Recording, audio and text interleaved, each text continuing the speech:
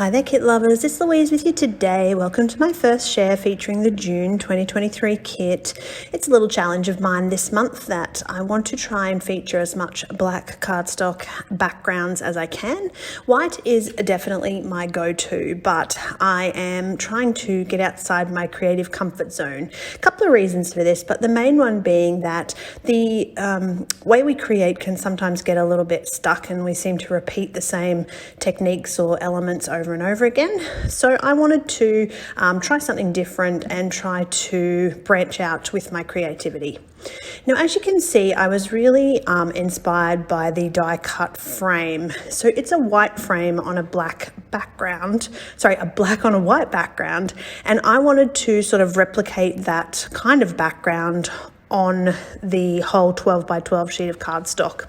And you can see at this point that I'm struggling a little bit because I don't feel like my frames are random enough. I'm not sure whether I'm going to be able to fit them in the way I want them to. It is a bit of a struggle at this point, but I think I managed to salvage it into a layout that I actually love. So the one problem that I'm having is that I've got that long rectangle wonky element there that doesn't have any border or shading. So I am going to finish a little bit of this off camera and then add some white splatters just to sort of give it that real mixed media feel and bring that white into the black. And that messy sort of look. Now you can see that I actually decide to take the frame that inspired the background and use that on the layout. So this was not something I had intended to do when I started this layout, but I'm actually really loving it. I think it really helps to bring this, it shows where the inspiration for the background came from, but also helps to join the background with the layers of the photo and the embellishments. So you can see I've chosen a photo. This is us with some friends at a recent race day, which was such a fun day. So it had to be the theme with this glorious rainbow-inspired collection, which is, of course, Happy Days from Cocoa Vanilla Studio. Now, I went with a basic title. It, of course, had to be the Happy Days. Now, I'm going to lay out some embellishments here and just see how I feel about this particular page, adding some of the florals, a couple of little elements.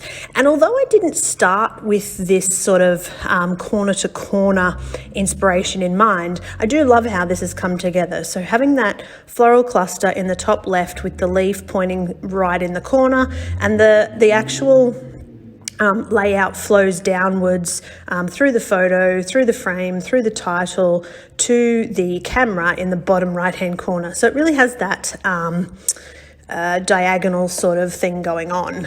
Now, I had a bit of a toy around and I didn't edit this out because I really wanted to share it with you in a way that you could understand that even sometimes I don't get it completely right. I'm definitely still developing and learning and trying new things and seeing what I like on a page. So I had a bit of a play around with like a frame of torn strips just to kind of grunge it up a little bit to see if it needed something to separate the photo and the elements from that really dark black striking background.